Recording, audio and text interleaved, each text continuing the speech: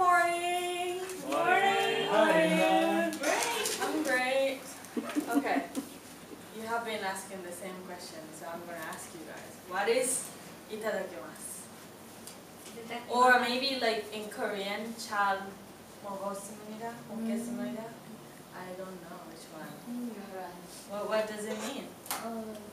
Before we eat, we do something, right? Like, Yeah. itadakimasu. Thank you for some dinner. Yeah, right. Thank you for giving me your life. Like that, right? Life? Life? Why? Life. Like in Japan, we eat fish, plant, everything, their life. So before we eat, we thank everybody. Like, thank you for giving me life. I'm gonna eat your life, and you will be my life. Right? Yeah. So, itadakimasu. You know, this is a very, very good example of Japanese culture. I think in Japan, people like to live with nature. Like, you know, we have season, spring, summer, fall, and winter. We always live with nature.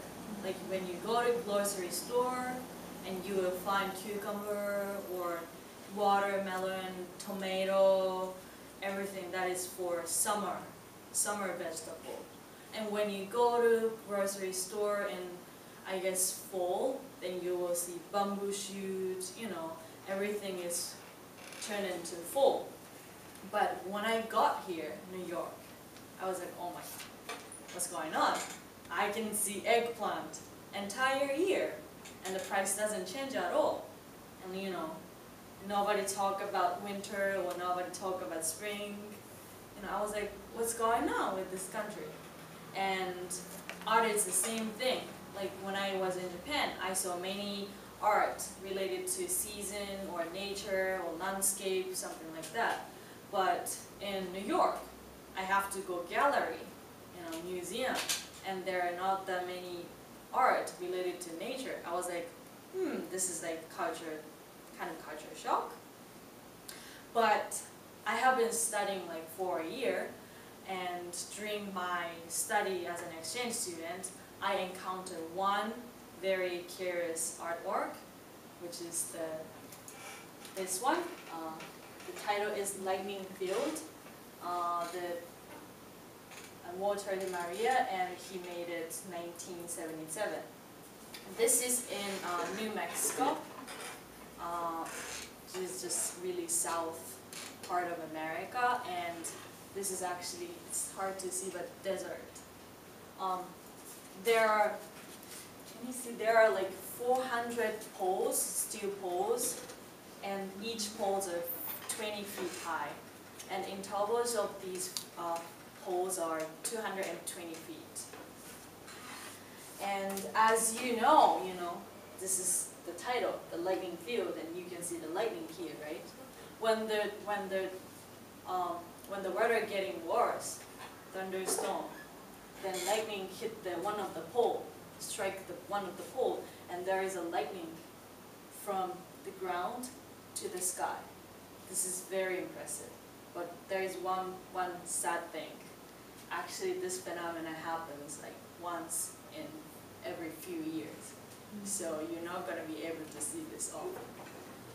And one critique said that this one, as the quality of light changes over the day, the work's character changes. I mean, this main concept of this artwork is actually to show the lightning from sky to ground. However, it doesn't happen, as I mentioned. So he found another perspective for the lightning field. Actually, this kind of lightning, not the thunderstorm lightning. What I mean is that around sunrise, because the tip of the pole is really sharp, the sunlight reflects the tip of the pole, and it looks like it reflects really like sharply and shiny, and it looks so beautiful. And around sunset time, then the orange light, sunlight's gonna reflect the poles, and actually the poles doesn't throw the shadow at all. So like it almost like all of these 400 poles will disappear.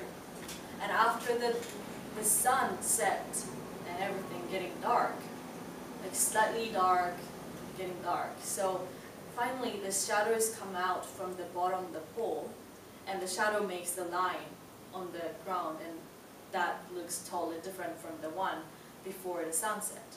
So he thinks this lightning field has really like really good relationship and connection and harmony between nature and human creature, I mean art itself. And actually this art is a representative of land art. Have you ever heard of the word land art? No. How about artwork? No. Several in Taiwan. In Taiwan? And I actually have seen in Leonard, like they use the mist. She paint with mist, and I Yeah. think she is the Japanese artist, but I don't know her name. I don't remember, but she just temporarily create some mist in the area to make this landscape looks different. Yeah, I know her. I know what you're talking Yeah. about. And I'm really glad that you mentioned you used the word Japanese artist, Yeah. because I think land art is really related to Japanese philosophy. Land art is part of minimalism, and minimalism is always have connection to human awareness and human perception, and land art is more specific, more site specific than minimalism art, and more into nature. Like all the materials should come from art, should come from the earth, like the metal, soil, rock, or etc. So what I found out between Japanese culture and land art is that you mentioned, like we are basically same in terms of living with nature. You don't think so? That's what I got from this research. And like in the lightning field often reflects and often shows and often illustrates the very certain moment, like season, spring, winter, summer, you know.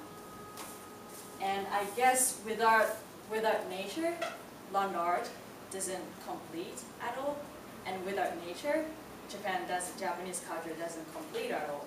So what I want to say for this presentation is that there is really, really big analogy to those philosophy between Japanese culture and land art. Thank you for listening. This is my presentation, so if you have any question or comment, whatever. You're so quiet. Does land art equal to landscape art? It's not actually. Landscape art is more into landscape design, I guess. Oh. Land art is more like, basically land art is in desert, like very remote area, but landscape art can be in the like metropolitan city, like New York, right? Like you said, mist. That is in the metropolitan city, I guess. Yes. Yeah, but if you mention about land art, it's supposed to be like very, very isolated, like nobody there. Oh, so it's land. Yeah, more close to nature. Like mainland art? Like mainland art. Yeah, right. Thank So, you. like I've never heard about land art. So land art is based on like fine art. Yeah, that is fine art. Like around